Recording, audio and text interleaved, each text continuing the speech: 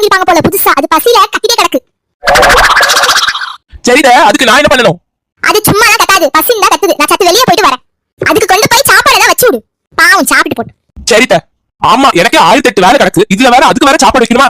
எதுக்கு? வாயிலாத ஜீவம் வச்சுட்டு போயிடும். அட ஆமா, அத்தை சொன்ன மாதிரி பசியா தான் கிடக்குது. நல்ல வேலை எடுத்துட்டு வந்தோம். நல்ல சமத்தா தண்ணி குடிக்கணும். சரியா? சாப்பாடு கொண்டு வரேன். மர்மோளே, உனக்கு ஒண்ணு தெரியுமா? அங்க வந்து பாரு என்னன்னு. பக்கத்து வீட்டுக்காரவ ஆடி செத்து போச்சு. என்னத சொல்றியோ? ஆமா மர்மோளே. என்னமா ஆச்சு? ஏண்டி, அங்க பக்கத்து வீட்டுக்காரவ புதுசா ஆடு வாங்கி வச்சிருந்தாவு. அது கத்திட்டே இருந்தது. உன் அண்ணி கையிட்டு சாப்பாடு வைக்க சொல்லிட்டு போன பாத்துக்க. வந்து பார்த்தா அது செத்து போச்சு. ஆமா, அதுக்கு நான் தான் சாப்பாடு வச்சேன். சாப்பாடா? என்ன சாப்பாடு வச்சிட்டு வந்த? அதான் அண்ணி, அம்மா நேத்து செஞ்ச கருவாட்டு குழம்பு.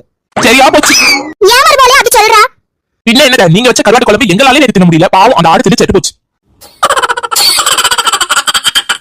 கீழே லிங்க் கொடுத்துருக்கோம். அப்படியே தொட்டு பார்த்து என்ஜாய் பண்ணுங்க.